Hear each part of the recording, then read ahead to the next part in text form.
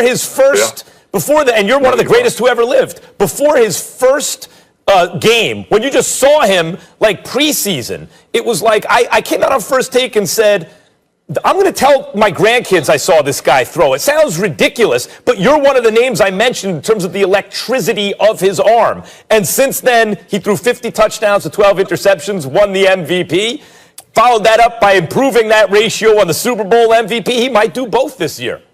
Brett Favre, I must confess, I'm actually shocked. I mean, your first appearance on the show here and the first words out of your mouth, you completely agree with me. I'm very stunned, but pleasantly so, I might add, because I've been trying to tell Max this. I mean, the dude is phenomenal thus far, but longevity matters. Consistency matters. Doing it over a long period of time matters. And to just summarily just dismiss the Aaron Rodgers of the world and others and just elevate this guy after a couple of years, I felt was absolutely positively ridiculous. We've argued about it on many occasions. And then the one and only Brett Favre, in his very first appearance on First Take, comes on the show and agrees with me. I'm very touched, No, that's sir. not actually what just happened, but nice try. I'm very touched, Brett gets the final word here, Max. Brett gets the final word on Mahomes, then we'll move on.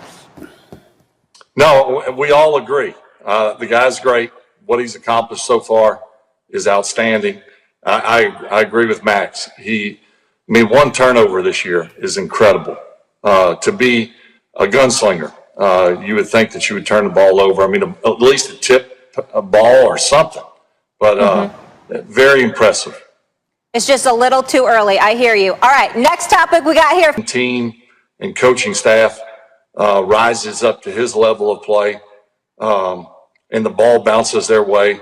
But there's no question that he will do all that he is capable of, which is quite a bit in order to get there.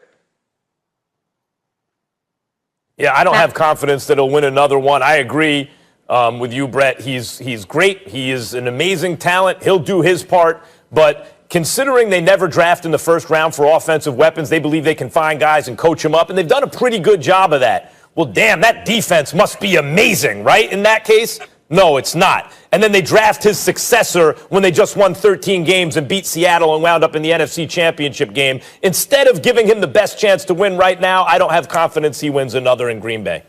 I just don't know what to say. I'm just very, very touched. Brett Favre is 2-0 right now. Both points were right on point. Because here's the deal. Aaron Rodgers, as phenomenal as he is, considering, and I'm not trying to Devontae Adams can play, Valdez-Scantling can play, and I got all of that. But Brett Favre, you can appreciate what I'm about to say to you, even though you didn't win the Super Bowl with him, because he retired a couple of years earlier, obviously, for health issues. Sterling Sharp, one of the great receivers to have ever played football, that is not mentioned nearly as much as he should. Your first few years in Green Bay, you had somebody like that. Aaron Rodgers ain't had anybody like that. And instead of getting somebody in the draft, maybe a DK Metcalf or somebody, what do the Green Bay Packers go out and do? They draft his successor. Go figure. Brett Favre, you're 2-0 right now. A perfect appearance on First Take thus far, my brother, I must say. Wait, before we move on, Brett, I have to say this to you, because you said... I don't want to be like everyone else. He's in for the touchdown. Lamar Jackson. They are contenders for sure. Can't hold them back forever. Showtime Mahomes. He keeps surprising everybody every single week. This guy is going to be the future of the Baltimore Ravens. Jackson fooled everybody. He looked like a video game. I love road games. I just want to make it my home. Got a hell of an opportunity today. Hell of an opportunity to go out there and protect our health. Nothing better than some NFL football. Cannot wait for that when everything can resume safely. Look who's here. Our quarterback, Dan Orlovsky, in the house. Of course, Stephen A. Smith and Max Kellerman, your guys. I'm Molly Karen Rose. Gentlemen, hope you're having a wonderful day so far. Let's continue it. It's never too early to talk MVP. So who will be this season, you ask? Well, let me tell you, marinate on this, folks, okay? According to our friends at Caesar Sportsbook, reigning MVP Patrick Mahomes opened as a 4-1 favorite. Lamar Jackson coming in second at 13-2. A bit of a surprise at number 3. Listen to this, Dan. Dak Prescott, followed by Russell Wilson. Tom Brady tied with Kyler Murray for 5th best odds at MVP. Oh, have the mighty fallen. Max Kellerman, you're up first. Who's the biggest threat to Mahomes for MVP this season? The regular season reigning MVP, Lamar Jackson. I told you guys for a while now, and I gave Warren Sharp of Sharp Analytics credit, of course. Lamar Jackson was the most accurate 21-year-old passer in the history of the NFL. So the fact that he wasn't accurate by the standards of elite quarterbacks, you have to factor in his age. He's gotten better and better every season. And then last season, as Dan Orlovsky, you've pointed out with the 3 tight end sets and everything, he was the most valuable player of the league. So that guy who has probably not yet entered his prime, at least not as a passer. You get him 2 sure-handed receivers in the draft. He was on a 14-win team last year, and he was the whole offense, right? Like, the whole thing is predicated on what he can do. Even if that team goes backwards and only wins 12 games and Lamar Jackson shows improvement, he remains the biggest threat to Patrick Mahomes as the most valuable player in the NFL. I disagree. And that's not taking anything away from Lamar Jackson. I think he's electrifying, and obviously we're running the football. And he has improved his accuracy. He deserves a lot of credit. But I think that the division is going to be a little bit tougher this year. The Browns have upgraded the coaching position as far as I'm concerned with Stefanski. The Steelers got Big Ben Roethlisberger returning. I think there's going to be tough going in that division alone, let alone the rest of the AFC. So we can't ignore that reality. Then I have to look at it from this perspective. I'm all about Tom Brady right now. Godwin and Evans, along with O.J. Howard and Cameron Brate, with Tom Brady behind center. This is a guy that hasn't thrown more than 13 interceptions in a season since like 2008 or something along those lines. This guy is coming in there. He's highly motivated. He's going to be playing, I'm not going to say a run and gun NFC South, but damn it, it's pretty close when you consider how New Orleans plays, the kind of potency that the Atlanta Falcons should have on the offensive side of the ball with Matt Ryan and Julio Jones and Calvin Ridley and those boys. I'm of the mindset that on a lot of occasions, the Tampa Bay Buccaneers are going to have to put up points in order to win games. And if they're going to have to put up points, in all likelihood, it's going to be through the air as opposed to on the ground, particularly with the weapons that he has available. By virtue of style of play alone, the competition that he's going against, combined with the weapons that he has available to him, I think the way to go in this particular question is regarding Tom Brady. I mean, they're both great answers, guys. I would go with Russell Wilson. You know, over the last 3 years, no quarterback leads or no one has more touchdowns accounted for than Russell Wilson. And if I look at the makeup of their team, first of all, you get a second-year player in DK Metcalf that's in the same system, and that matters this year. And usually when you take these second-year receivers and expect their growth, you can go, okay, probably going to get another 20 to 25 catches, another 300 or 400 yards, and, you know, maybe another 2 or 3 touchdowns. Well, last year he had about 60 catches, 900 yards, and 7 touchdowns. So we're looking at a guy in DK Metcalf that could go up to 80 catches, 1,300 yards, and 10-plus touchdowns. And then Tyler Lockett's another 1,000-yard receiver almost annually. So that's a really good 1-2 combination. And then the addition of Greg Olsen. Like, Greg Olsen really hasn't had a receiver outside of him in the likes of DK Metcalf and Lockett probably since Steve Smith down in Carolina. And so if Greg is healthy, those are three really good weapons for Russell Wilson, who was really 1-2-3 last year in the MVP race. Hey, Dan. And the additions that they made to their football team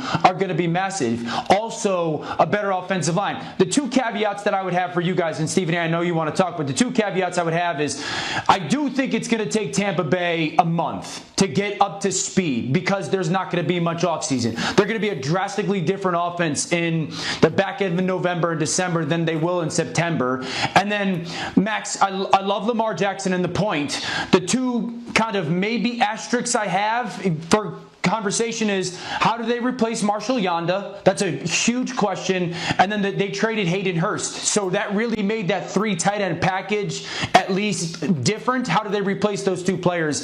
But I think they're all 3 great options. Well, Dan, I think your argument would be better served if we're talking about who's the stiffest competition in the NFC, who could ultimately make the Super Bowl and things of that nature. When you're talking about the MVP, you're talking about a specific individual. And the reason why I wouldn't pick Russell Wilson is because I'm thinking about Carson and Penny running in the backfield. These guys run the ball very, very effectively. And Pete Carroll has no problem whatsoever giving it to them to move the chains. That's how Seattle usually beats you. It's not that Russell Wilson can't make a big play. He certainly extends plays. We get all of that, but they usually go the methodical route in order to in terms of chopping you down. But Russell Wilson is beating you, not just defensively but offensively. Hold on, Max. But the thing about it is that when you look at Tom Brady, I think that they'll be putting the ball in the air more than Seattle, and that's why I'm thinking Tom Brady as opposed to Russell Wilson. Russell Wilson's a great pick any year because many years he's right there, top 2 or 3. He just hasn't had that one season that jumps out at you as better than everyone else. And at a certain point, he may be the sentimental favorite. Although I think if Brady is close, Brady's the sentimental favorite, even though he's won before. But Russell Wilson is a great pick. I want to get back to Lamar Jackson. Guys, independent of what the other stuff around him, they're going to run the offense through him. And you know, when I talk about, well, he's the most accurate age 21 passer in history, and then every year he's getting better.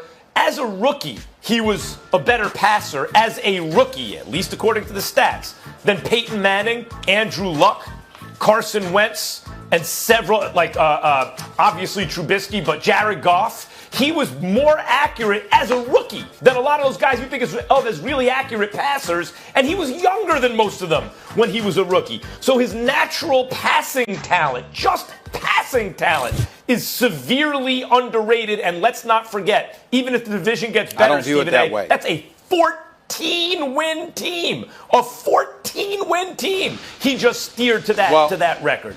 Well, let me address what you're saying. The reason why, and I'll defer to you, Dan, with this, but the reason why I'm basically opposed to what Max is saying in terms of the accuracy of Lamar Jackson. I'm not trying to take away anything from him. As a matter of fact, I'm giving him the props that he deserves. He is an electrifying talent running the football.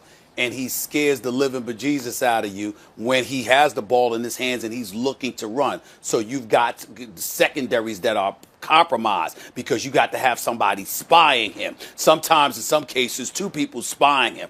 Obviously, that really compromises you in terms of having the bodies to guard opposing wide receivers. I get that. But the flip side to it is that there's more film. It's the National Football League, and you got to believe that schematically, somehow, some way, somebody will come up with a way to make him throw the football more than run it on occasion. Again, we're talking MVP. I'm not saying he's not going to have a great year and he's not a great talent, but I'm talking about in terms of MVP, I kind of think that you can find a way to sort of neutralize him to some degree in terms of MVP discussion.